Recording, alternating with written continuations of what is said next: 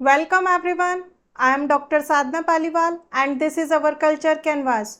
Today we will discuss about the features of Indian ethos in management. Before starting, मेरी आप सभी से request है कि अगर आपने अभी तक मेरे इस चैनल को सब्सक्राइब नहीं किया है तो प्लीज़ चैनल को सब्सक्राइब करें और वीडियो को लाइक करें. So let's start.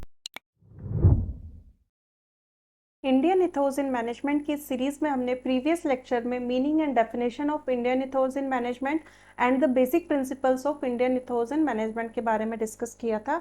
Now we discuss about the features of Indian ethos in management. So first is divinity of human being. Indian ethos जो है ह्यूमन बीइंग की एग्जिस्टेंस में believe करता है और वो ये मानता है कि ह्यूमन बीइंग ही जो है वो इस यूनिवर्स का सबसे बड़ा सत्य है या ट्रुथ है. ठीक है, इसी के साथ में हमारा जो इंडियन इथोस है वो इस थॉट में भी बिलीव करता है कि हर एक इंडिविजुअल पर्सन के पास में अपनी एक डिवाइन पोटेंशियल है, उसके अंदर कुछ सुप्रीम पावर है और कुछ एनर्जी है, तो उस जिसके के थ्रू वो किसी भी इम्पॉसिबल चीज़ को पॉसिबल कर सकता है. उसके लिए कोई भी काम जो होता है वो इम्पॉसिबल नहीं होगा. तो इसी के साथ में हमारा इंडियन इथोस इस थॉट को मानता है कि जो सुप्रीम सोल है वो सबसे ज़्यादा परफेक्ट है इस यूनिवर्स के अंदर. यानी कि सिर्फ हमें ज़रूरत होती है हमारी उस पोटेंशियल को, हमारी उस एनर्जी को आइडेंटिफाई करने की और उसे एक बेटर एनवायरनमेंट प्रोवाइड करने की. जब हम हमारे टैलेंट को, हमारी पोटेंशियल को, हमारी पावर्स को जब हम आइडेंटिफाई कर लेते हैं तो उस कंडीशन में हम हमारे उसको प्रॉपरली ग्रो कर सकते हैं और उसको सेल्फ मोटिवेशन के साथ में हम उसको डेवलप कर सकते हैं. Next is balance of personal and work life. Indian ethos का जो मेन फोकस है वो इस कॉन्सेप्ट में है कि हमें हमारी पर्सनल और प्रोफेशनल लाइफ के बीच में एक बैलेंस मेंटेन करके रखना चाहिए. ये इस थॉट में बिलीव करता है कि if you are good then world is also good. ठीक है, लाइक कर्मास बैक, यानी कि जैसा आप करेंगे वैसा ही आपको रिटर्न मिलेगा. अगर आप गुड एक्टिविटीज़ में इन्वॉल्व हैं, आप लोगों के साथ में अच्छा करते हैं, तो उस कंडीशन में क्या होगा, आपको जो रिटर्न में आपके साथ में आपको रिटर्न में गुड बिहेवियर मिलेगा, एक पॉजिटिव रिटर्न मिलेगा. ठीक है, तो हमारा जो इंडियन इथोस है वो कहता है कि हर एक इंडिविजुअल पर्सन को अपनी इफेक्ट ऑर्गेनाइजेशन के अंदर और अपनी पर्सनल लाइफ के अंदर एक इफेक्टिव मैनेजमेंट करके चलना चाहिए. किस टाइप से कि एज ए एम्प्लॉय के रूप में या फिर एज ए लीडर के रूप में आपकी रिस्पॉन्सिबिलिटी बनती है कि आप अपने पर्सनल लाइफ और अपनी वर्क लाइफ को, प्रोफेशनल लाइफ को सेपरेट रखें, उन दोनों के बीच में बैलेंस बना के रखें. ये सिचुएशन कभी नहीं आनी चाहिए कि हम हमारे पर्सनल इश्यूज़ की वजह से हम हमारे एम्प्लॉयज़ के ऊपर फ्रस्ट्रेशन निकाल रहे हैं, या फिर एज ए एम्प्लॉय के रूप में ही आपकी रिस्पॉन्सिबिलिटी बनती है कि आप अपने पर्सनल इश्यूज़ की वजह से कभी भी अपनी वर्क लाइफ को इफेक्टिव ना होने दें. क्योंकि अगर हम हमारे पर्सनल इश्यूज़ को अपने वर्क में इंक्लूड करते हैं तो उसकी वजह से हमारा जो प्रोडक्टिविटी होती है हमारे वर्क की वो कहीं ना कहीं उससे इफ़ेक्ट होती है और उसका जो इनडायरेक्ट जो इम्पैक्ट होता है वो हमारे उस ऑर्गेनाइजेशन के ऊपर नज़र आता है. ठीक है, और उसी टाइप से अगर एज ए लीडर के रूप में आप अपने पर्सनल इश्यूज़ की फ्रस्ट्रेशन अपने एम्प्लॉयज़ के ऊपर निकालते हैं तो एक तरीके से क्या होता है, आपकी अपने एम्प्लॉयज़ के बीच में एक नेगेटिव इमेज क्रिएट होती है. तो हमें उस सिचुएशन में से अपन को दूर रखते हुए हमारी पर्सनल और प्रोफेशनल लाइफ्स के बीच में एक बैलेंस बना के रखना चाहिए. Next is balance and harmony. यानी कि इंडियन इथोस इस थॉट को भी प्रमोट करता है कि पर्सनल और प्रोफेशनल लाइफ में बैलेंस के साथ में हमें हमारी मैटेरियलिस्टिक और स्पिरिचुअल गोल्स के बीच में भी बैलेंस बना के रखना चाहिए. जैसे आजकल हम मोस्टली हम देखते हैं कि स्टूडेंट्स जो हैं अपने कैरियर की तरफ बहुत ज़्यादा फोकस्ड होते हैं, लेकिन हमारा जो गोल होना चाहिए वो सिर्फ हमारा जो फोकस होना चाहिए वो सिर्फ मैटेरियलिस्टिक लाइफ की तरफ नहीं होना चाहिए कि हमें सक्सेस गेन करना है, हमें ज़्यादा से ज़्यादा पैसा अर्न करना चाहिए. नहीं, और क्योंकि उस सिचुएशन में क्या होता है, हम राइट और रॉन्ग्स के बीच में जो डिफरेंस होता है उसको कभी कभी भूल जाते हैं. तो ये जो थॉट है वो इस थॉट में बिलीव करता है कि हमें अपनी मैटेरियलिस्टिक लाइफ के साथ में हमारे स्पिरिचुअल गोल्स, हमारी जो एथिकल मॉरल वैल्यूज़ हैं उनको भी बैलेंस रखना चाहिए. उनको ध्यान में रखते हुए ही हमें हमारे काम को या फिर जो भी हम टास्क कर रहे हैं या फिर जो भी हम बिजनेस स्टार्ट कर रहे हैं उस चीज़ को हमें करना चाहिए. It recognize that while profit is important for survival. मतलब इंडियन इथोस कहता है कि जो प्रॉफिट है वो सर्वाइवल के लिए इम्पॉर्टेंट है, एंड दिस इज ट्रू. कि हम कोई भी काम करते हैं, चाहे हम जॉब करें या अपना बिजनेस सेट करते हैं, कुछ भी हम करते हैं, तो उसके पीछे का जो हमारा पर्पस होता है वो होता है कि हमें उससे कुछ पैसा या मनी जनरेट हो, क्योंकि सर्वाइवल के लिए पैसा सबसे ज़्यादा ज़रूरी माना जाता है। लेकिन किसी भी बिजनेस का ये सोल पर्पस नहीं होना चाहिए कि हम इसी थॉट के साथ में उस वर्क को करें, क्योंकि जब हम सिर्फ प्रॉफिट मार्जिन के साथ में किसी भी बिजनेस को सेट करते हैं तो उस कंडीशन में हम क्या होता है कि राइट और रॉन्ग्स के बीच में डिफरेंस करना भूल जाते हैं, और कई बार हम गलत तरीके से भी प्रॉफिट मार्जिन कमाने की कोशिश करते हैं। ठीक है, तो as a organization, as a management के रूप में हमारा जो एम होना चाहिए, हमारा जो बिजनेस का जो एम होना चाहिए वो ये होना चाहिए कि हमारा जो भी वर्क है, जो भी काम हम कर रहे हैं, उसके थ्रू हमारी कम्युनिटी को क्या हेल्प मिल रही है, उससे सोशल वेलफेयर कितना हो पा रहा है, और उसी के साथ में हमारे जो एम्प्लॉयज़ है उनकी होलिस्टिक ग्रोथ हो पा रही है, लाइक उनकी नॉलेज में डेवलपमेंट हो पा रहा है, उनकी स्किल में डेवलपमेंट हो पा रहा है। ऐसी सिचुएशन नहीं आना चाहिए कि हमारे जो एम्प्लॉयज़ हैं उनके ऊपर हम इतना वर्क प्रेशर बना दें कि उनकी फिज़िकल और मेंटल लाइफ हेल्थ पर जो है उसका इफ़ेक्ट हो। ठीक है, तो हमें हमारे कम्युनिटीज़, हमारी सोसाइटी और एम्प्लॉयज़ की ग्रोथ को ध्यान में रखते हुए हमारे वर्क को या हमारे बिजनेस को सेट करना चाहिए। फॉर एग्जाम्पल हम टाटा ग्रुप को ले सकते हैं। टाटा ग्रुप का मोस्टली जो बिजनेस मोटिव होता है वो सोशल और कम्युनिटी हेल्प से रिलेटेड होता है। वो इस ऑब्जेक्टिव के साथ में अपने नए हर एक प्रोजेक्ट को लेके आते हैं कि इससे हम सोसाइटी में लोगों को क्या हेल्प कर सकते हैं, कितना उनकी लाइफ को हम ईजी बना सकते हैं और उनको क्या इसके थ्रू बेनिफिट मिल सकता है। Okay, now next is cosmic और प्योर कॉन्शियसनेस। कॉस्मिक और प्योर कॉन्शियसनेस जो है वो एक डिवाइन एलिमेंट है जो कि एज अ इनर पार्ट होता है हमारी बॉडी के अंदर, जिसे कि हम सोल कहते हैं। हर एक इंडिविजुअल पर्सन के अंदर उसका एक सोल या उस इनर पार्ट होता है जो कि उसको कॉस्मिक और प्योर कॉन्शियसनेस के साथ में कनेक्ट करता है। जब भी हम मेडिटेशन करते हैं या प्योर कॉन्शियसनेस के साथ में जब हम कनेक्ट होते हैं तो उस कंडीशन में क्या होता है कि हमारे अंदर पॉजिटिव थॉट्स डेवलप होते हैं, और वो जो पॉजिटिव थॉट्स हैं वो धीरे धीरे हमें हमारे मॉरल वैल्यूज़ और इथिकल वैल्यूज़ के साथ में कनेक्ट करते हैं। और जब हम इस आइडियोलॉजी के साथ में काम करते हैं तो ये हमें हमारे ऑर्गेनाइजेशन और हमारे बिजनेस में एक बेस प्रोवाइड करता है, जिसके के थ्रू हम हमारे टीम मेंबर्स और हमारे जो भी कम्युनिटी मेंबर्स होते हैं उनके बीच में हमारी एक म्यूचुअल अंडरस्टैंडिंग बनती है, एक दूसरे के ऊपर हम ट्रस्ट कर पाते हैं, कोऑपरेशन और टीम वर्क के साथ में हम उसको काम को करते हैं। प्लस हमारा जो वर्क होता है उसका जो ऑब्जेक्टिव होता है, जो हमारे बिजनेस का जो ऑब्जेक्टिव होता है वो सोशल वेलफेयर से रिलेटेड होता है, यूनिवर्सल ब्रदरहुड से रिलेटेड होता है, और कम्युनिटी के लिए हम कुछ अच्छा कर रहे हैं, इस आइडियोलॉजी के साथ में हम उस काम को करते हैं। Next is importance to character. Indian ethos जो है कैरेक्टर और इंटीग्रिटी के ऊपर बहुत ज़्यादा फोकस करता है। उनका ये मानना है कि जो नॉलेज होती है वो इम्पॉर्टेंट है, लेकिन कैरेक्टर और इंटीग्रिटी जो है वो उससे भी ज़्यादा इम्पॉर्टेंट है कि एज अ इंडिविजुअल पर्सन आपका नॉलेजेबल होना तो ज़रूरी है, क्योंकि अगर आप नॉलेजेबल नहीं है तो उस कंडीशन में आप कोई भी काम नहीं कर सकते हैं। एज ए एम्प्लॉय किसी भी कंपनी में आप किसी भी पोस्ट पर हैं तो अगर आपको उस वर्क के बारे में आपको नॉलेज नहीं है तो आप उस काम को नहीं कर सकते हैं। लेकिन सपोज करिए कि आप फुल्ली नॉलेजेबल हैं लेकिन आपका जो कैरेक्टर है वो स्ट्रॉन्ग नहीं है, तो उस कंडीशन में हमारा इंडियन इथोस ये कहता है कि किसी भी पर्सन का नॉलेजेबल होने से ज़्यादा ज़रूरी है उसका कैरेक्टर और उसकी इंटीग्रिटी, यानी कि उसका जो कैरेक्टर होना चाहिए वो स्ट्रॉन्ग होना चाहिए, क्योंकि हमारा जो कैरेक्टर है वही हमारी रियल वेल्थ और हमारी पावर है। यहाँ पर मैं इसको एक श्लोक के साथ में बताना चाहूँगी। व्रत यत्नेन संरक्षतः वित्तमेति च याति च, अक्षिणो वित्ततः क्षीणो व्रतत्सु हतो हत। अर्थात व्यक्ति को अपने चरित्र की यत्नपूर्वक रक्षा करनी चाहिए कि जितना भी पॉसिबल हो सके हमें हमारे हर पॉसिबल सिचुएशन में हमें हमारे कैरेक्टर को सेफ रखने की कोशिश करनी चाहिए, क्योंकि पैसा तो जो है वो आता जाता रहता है, एक बार ख़त्म हो गया तो आप फिर से उसको अर्न कर लेंगे। लेकिन अगर आपका एक बार कैरेक्टर डिस्ट्रॉय हो गया, आपकी एक बार इमेज खराब हो गई, तो उस कंडीशन में क्या होता है कि जो व्यक्ति होता है वो अपना सब कुछ खो देता है।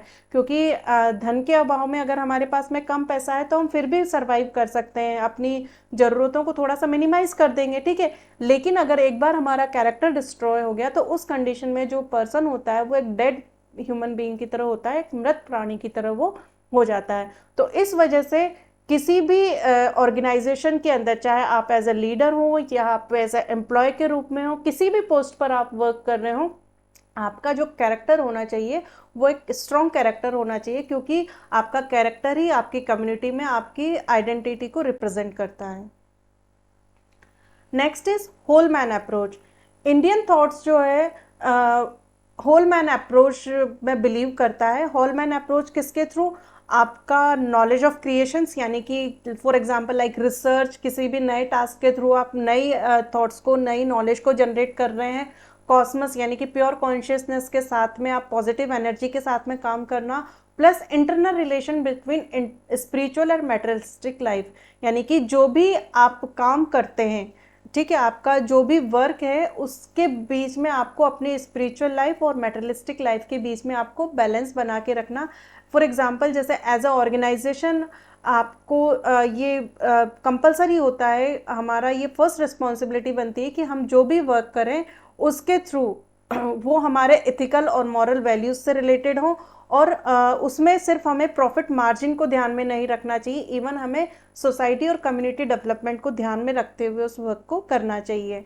तो होल मैन अप्रोच में जो इंडियन इथोस है वो फोकस करता है इंटीग्रेटेड डेवलपमेंट। इंटीग्रेटेड डेवलपमेंट यानी कि किसी भी पर्सन या फिर उस कंपनी के, ऑर्गेनाइजेशन के एम्प्लॉयज़ के ओवरऑल डेवलपमेंट से रिलेटेड। ओवरऑल डेवलपमेंट यानी कि उनका physically development, mentally, intellectual and the soul development. ठीक है, सोल यानी कि जब आप प्योर कॉन्शियसनेस के साथ में काम करेंगे, पॉजिटिव एनर्जी के साथ में काम करेंगे, तो ऑटोमेटिकली आप मॉरल वैल्यूज़ को ध्यान में रखते हुए उस वर्क को करेंगे जो कि सोसाइटी और कम्युनिटी से रिलेटेड होगा।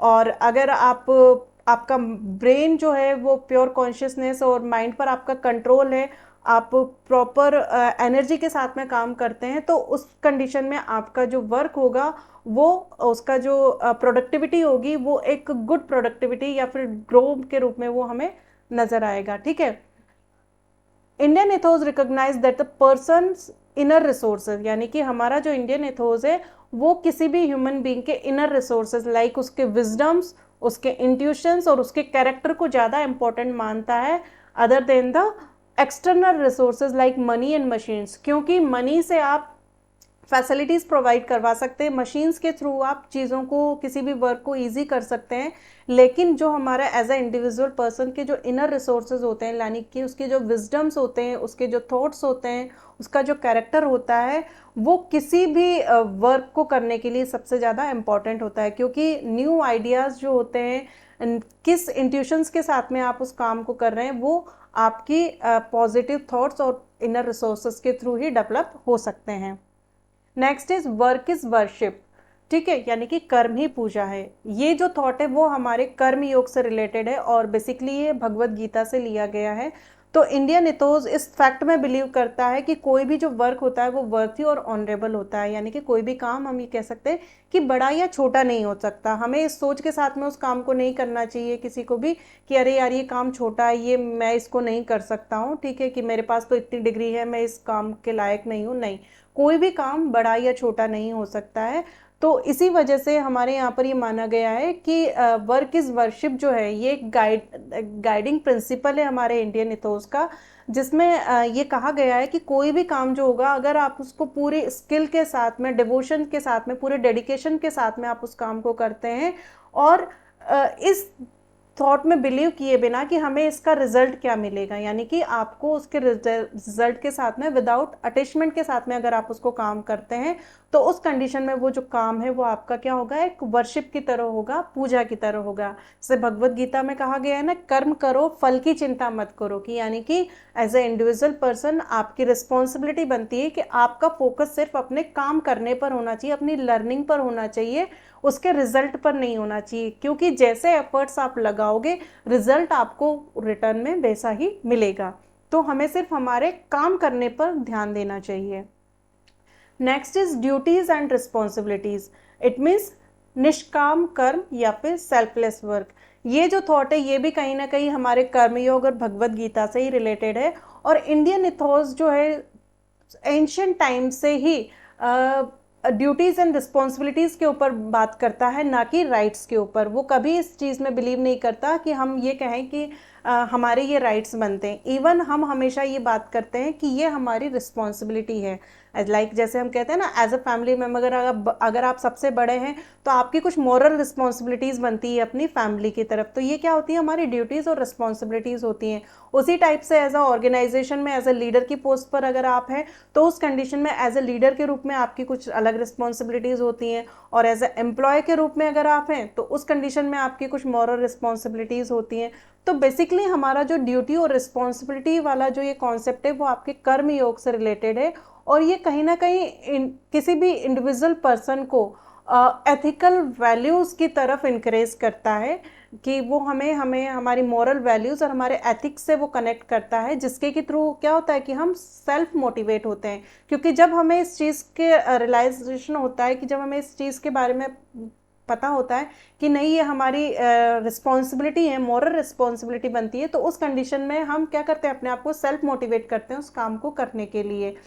और साथ में ही जब हम सेल्फ मोटिवेट होते हैं तो फिर उस कंडीशन में हमारे ब्रेन में एक थॉट डेवलप होता है कि इसके बदले में हमें क्या मिलेगा उसकी हमें चिंता नहीं है, ठीक है। तो जब हम इस पर्सनल बेनिफिट से बियॉन्ड जाकर के कोई भी काम करते हैं तो उस वर्क को हम सेल्फलेस वर्क बोलते हैं, कि उसके बदले में हमें चाहे कुछ मिले या ना मिले, लेकिन वो काम हमारी एज अ मॉरल रिस्पॉन्सिबिलिटी बनती है।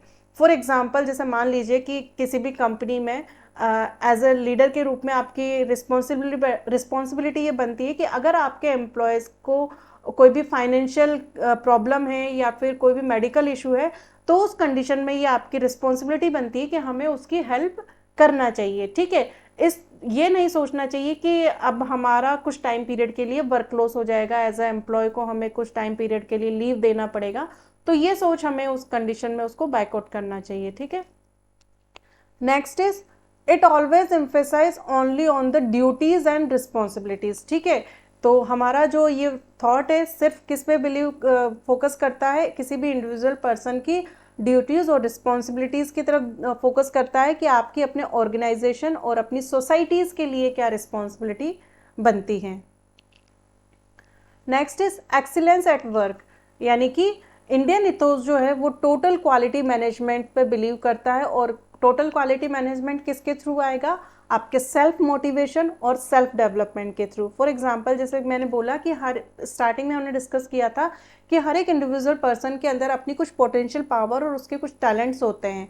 तो जब वो उन चीज़ों को आइडेंटिफाई करता है, उसको एक पॉजिटिव एनवायरनमेंट दिया जाता है, तो उस कंडीशन में वो क्या होता है, सेल्फ मोटिवेट होता है। और जब वो सेल्फ मोटिवेट होता है, क्योंकि जब उसको लगता है कि नहीं ये मेरे इंटरेस्ट का काम है और मुझे इसको और अच्छा करना चाहिए, इसमें अपना परफेक्शन गेन करना चाहिए, तो उस कंडीशन में वो सेल्फ मोटिवेट होता है, उसके ऊपर हार्ड वर्क करता है, अपना 100% वो एफर्ट्स उसमें लगाता है, और इस तरीके से वो क्या करता है, धीरे धीरे अपना सेल्फ डेवलपमेंट करता है। तो जब इन दोनों टर्म्स के साथ में वो अपना सेल्फ डेवलपमेंट करता है तो ऑटोमेटिकली उसके वर्क में उसको क्या मिलती है, एक्सेलेंस मिलती है, परफेक्शन वो गेन करता है। इसको भी मैं एक कोट के साथ में बताना चाहूँगी, लाइक सर्व संभाव्यते त्वयि, it means everything is possible with in you. ये जो कोट है ये महाभारत से लिया गया है। महाभारत में धृतराष्ट्र जो कि जन्म से अंधे हैं, तो उनको उनकी जो इनर पावर्स है, उनकी जो क्वालिटीज़ हैं, उनको सेल्फ मोटिवेट करने के लिए ये बात कही गई थी कि आप कुछ भी कर सकते हैं, अगर आप चाहें तो कुछ भी कर सकते हैं, एवरीथिंग इज पॉसिबल, ठीक है, nothing is impossible. Next is self management and self discipline. Indian Athos जो है मैनेजमेंट बाय कॉन्शियसनेस में बिलीव करता है कि हमें हमारी बॉडी, हमारे माइंड, हमारे इंटेलेक्ट और हमारे ईगो को कंट्रोल करना चाहिए। यानी कि एज अ लीडर के रूप में या फिर एज अ एम्प्लॉय के रूप में ये आपकी रिस्पॉन्सिबिलिटी बनती है कि आप प्योर कॉन्शियसनेस के साथ में काम करें। आपका अपनी बॉडी के ऊपर, अपने थॉट्स के ऊपर, अपने माइंड के ऊपर और अपने ईगो के ऊपर क्या होना चाहिए, कंट्रोल होना चाहिए। इट मीन्स आपको सेल्फ डिसिप्लिन और सेल्फ इंट्रोस्पेक्शन के साथ में काम करना चाहिए। लाइक जैसे कि मान लीजिए कि हमारे अंदर खुद में कुछ कमियां हैं और हम हमारे एम्प्लॉयज़ से कह रहे हैं कि आपको ये चीज़ नहीं करनी चाहिए, तो उससे पहले हमें खुद में सुधार करना चाहिए, ठीक है। जैसे हम कहते हैं ना कि बच्चे जो देखते हैं वही सीखते हैं, बड़ों को देख करके ही बच्चे सीखते हैं। तो उसी टाइप से क्या होता है कि किसी भी टीम के अंदर जो उसका लीडर होता है, तो लीडर की जो रूटीन लाइफ होगी वो किस टाइप से डिसिप्लिन मेंटेन करते हैं, तो उन चीज़ों को ही देख करके उनके एम्प्लॉयज़ जो होते हैं वो उसको फॉलो करते हैं। जैसे कि हमारे यहाँ पर एक कहावत थी, यथा राजा तथा प्रजा, सॉरी, यथा राजा तथा प्रजा, यानी कि जैसा राजा वैसी प्रजा। तो ये थॉट इसी में बिलीव करता है कि सबसे पहले हमें अपना सेल्फ मैनेजमेंट करना चाहिए, हमें खुद का सेल्फ इंट्रोस्पेक्शन करना चाहिए, हमारे अंदर जो भी कमियां हैं, जो भी डिमेरिट्स हैं, हमें उनके ऊपर वर्क करना चाहिए और उनको इम्प्रूव करना चाहिए और सेल्फ डिसिप्लिन में रहना चाहिए। ठीक है, कि ये नहीं कि हम कभी भी किसी भी टाइम ऑफिस आ रहे हैं, लेट आ रहे हैं, कोई भी जो टास्क दिया गया है उसको टाइम पर कंप्लीट नहीं कर रहे हैं। ठीक है, तो ये चीज़ नहीं होनी चाहिए, आपको सेल्फ डिसिप्लिन में रहना चाहिए। तो जब आप इन चीज़ों को फोकस करेंगे, इन चीज़ों को कंसिडर करेंगे, तो उस कंडीशन में आप ऑटोमेटिकली अपने ऑर्गेनाइजेशन को इफेक्टिवली मैनेज कर पाएंगे। अपने जो एम्प्लॉयज़ हैं उनके सामने आप एक आइडियल इमेज सेट कर सकते हैं, जो कि आपके एम्प्लॉयज़ को इंक्रीज करेगी, उनको मोटिवेट करेगी कि जब हमारे लीडर या फिर एज अ मैनेजर के रूप में आप इस टाइप से वर्क कर सकते हैं, तो एज ए एम्प्लॉय हमारी भी रिस्पॉन्सिबिलिटी बनती है कि हम भी डिसिप्लिन में रहते हुए अपने टास्क को कंप्लीट करें। Next is intuitive decision making, it means brain Stilling. Indian ethos जो है वो इंट्यूशंस में बिलीव करता है, यानी कि इनर विजडम, आपकी जो सोल एनर्जी है या फिर आपके जो इनर थॉट्स हैं उसके अंदर ये ज़्यादा बिलीव करता है। इनका मानना है कि जो ह्यूमन बीइंग के जो इंट्यूशंस होते हैं वो किसी भी क्रिटिकल सिचुएशन को इजीली एनालिसिस कर सकते हैं और उसके बेस पर हम जो भी डिसीजंस लेते हैं उसमें वो हमें हेल्प करते हैं। जैसे कई बार होता है ना कि हम कोई काम करते हैं तो हमें एक अंदर से आवाज़ आती है कि नहीं, ये काम गलत है, हमें इसको ऐसे नहीं करना चाहिए। तो ये क्या होता है, ये हमारा इनर इंट्यूशंस होते हैं। ठीक है, जो कि हमें सजेशंस देते हैं, हमें एक रास्ता दिखाते हैं कि आप इस रास्ते पर गलत जा रहे हैं, आपको ये वाला पाथ जो है वो चूज़ करना चाहिए। और ये जो इनर इंट्यूशंस है वो आपके अंदर कब डेवलप होते हैं, जब आप काम और स्टिल माइंड के साथ में किसी भी वर्क को करते हैं, बिल्कुल पेशेंसली, बहुत ही शांत मन के साथ में फोकस्ड होके जब आप उस काम को करते हैं। तो जब ये सिचुएशन आपकी कब आती है, जब आप मेडिटेशन करते हैं। जब हम मेडिटेशन करते हैं तो उस कंडीशन में हमारे सोल के ऊपर, हमारे ब्रेन के ऊपर हमें कंट्रोल होता है। हम किसी भी सिचुएशन में अपने आप को कंट्रोल कर सकते हैं, एकदम से एक्साइटेड नहीं होकर के, ना ही एग्रेसिव होकर के, इवन हम शांत रहते हुए हर एक सिचुएशन को फेस कर सकते हैं। तो ये जो हमारा डीपर इंसाइट्स है, यानी कि हमारे जो इनर थॉट्स हैं, वो हमें किसी भी ऑर्गेनाइजेशन में या किसी भी एज अ टीम मेंबर के रूप में इफेक्टिवली लीड करने में हेल्प करता है। प्लस कोई भी कॉम्प्लेक्स प्रॉब्लम हो उससे हमें कैसे निकलना है, उसका सॉल्यूशन फाइंड आउट करने में भी हमें हमारा ये काम और स्टिल माइंड जो है, इंट्यूशंस जो है, वो हमें हेल्प करते हैं। क्योंकि उस कंडीशन में हम प्रॉपरली ये सोच पाते हैं कि इस प्रॉब्लम को हम किस टाइप से रिजॉल्व कर सकते हैं। So thanks to all. आज के इस लेक्चर में हमने basically features of Indian ethos in management के बारे में डिस्कस किया। इसकी जो पीपीटीज पीडीएफ हैं वो आपको इसकी लिंक प्रोवाइड कर दी जाएगी, जिस पर कि वो आपको अवेलेबल होंगी।